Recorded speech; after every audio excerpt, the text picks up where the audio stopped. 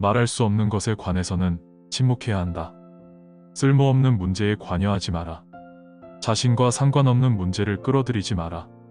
자신과 아무런 상관이 없는 문제에 자신을 끌어들이지 않는 것은 철학자의 주요한 기술 중 하나이다. 자아성찰은 내 삶의 새로운 한 부분이어야 한다.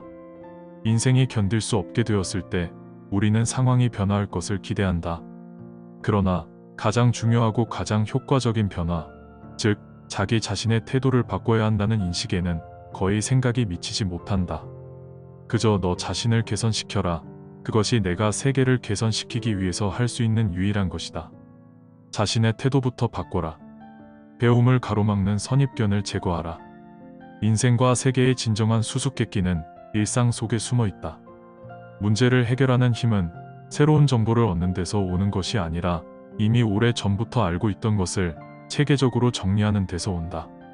사물의 가장 중요한 측면은 그것이 너무나도 단순하고 친숙한 것이기 때문에 우리의 눈길을 끌지 못한다.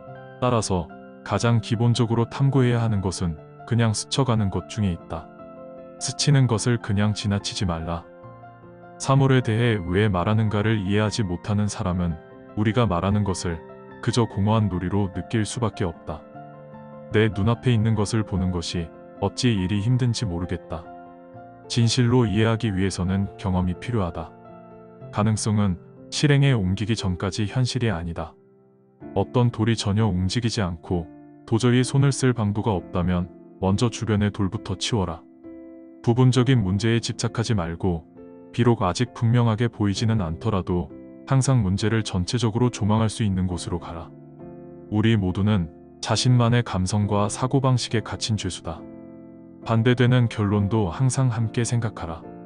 오늘날 우리의 교육은 고뇌하고 인내하는 능력을 누르는 방향으로 흐르고 있다. 사고할 수 없는 것을 사고할 수는 없다. 그러므로 사고할 수 없는 것을 말할 수도 없다. 나는 왜 우리가 여기에 있는지 그 이유를 알지 못한다. 그러나 우리가 단지 즐기기 위해 여기에 있는 것은 아니라는 그 사실만큼은 확신한다. 세계와 삶은 하나이다. 나는 나의 세계이다. 철학자란 건강한 인식을 얻기 위해 자기 안에 박혀있는 다양한 사고의 오류를 고쳐야 하는 사람이다. 철학적 탐구는 인간 생활의 보탬이 되는 쪽으로 국한되어야 한다. 확실하다는 말로써 우리는 완전한 확신, 의심의 부재를 나타내며 또한 그것으로 다른 사람들을 설득시키고자 한다. 하지만 우리의 그 믿음은 주관적 확실성임을 알아야 한다. 의심은 믿음 이후에 온다. 너무 많이 아는 사람이 거짓말을 하지 않기란 어렵다. 생활이 자꾸만 변화하는 것은 인생에 있어서 가장 기본적인 일이다.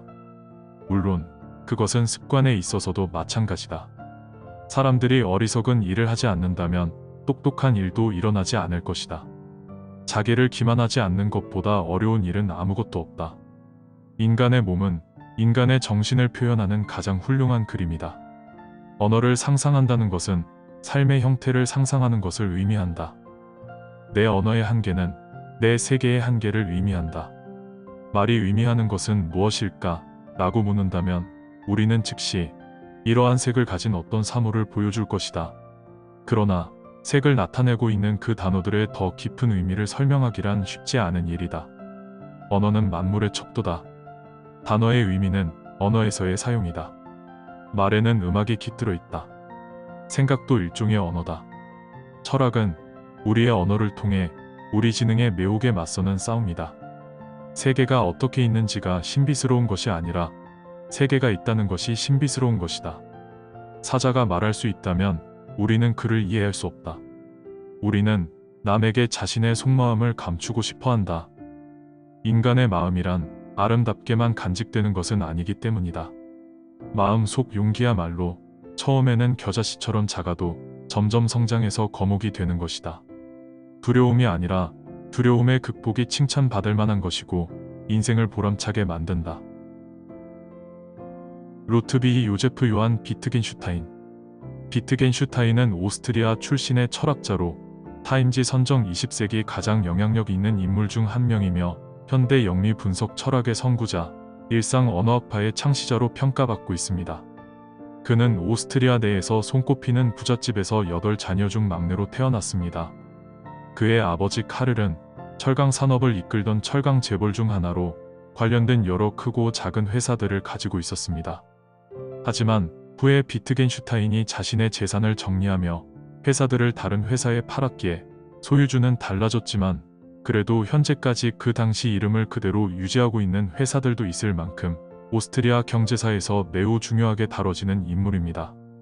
비트겐슈타인 생전에 출판된 유일한 철학서인 논리철학문고는 현대 언어 철학에 큰 영향을 미쳤으며 초등학교 교사로 아이들을 가르치고 건축가로서 일하며 10년간 휴직기를 보낸 비트겐슈타인은 1929년부터 케임브리지 대학 교수로 자신의 철학 연구를 이어갔습니다. 그는 일상 언어학파라는 새로운 철학 분야를 발전시켰는데 이후 유력한 철학운동 중 하나로 발전했습니다.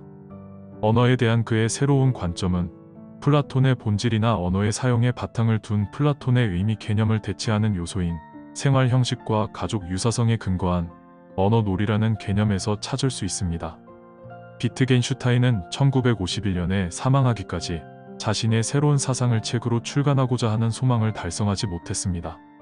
그의 사후인 1953년 비트겐슈타인 유고의 관리자들은 비트겐슈타인 후기 철학을 대표하는 걸작이라 평가되는 철학탐구를 출간했으며 이 책은 지금까지도 현대 철학사에서 가장 중요한 책으로 손꼽히고 있습니다.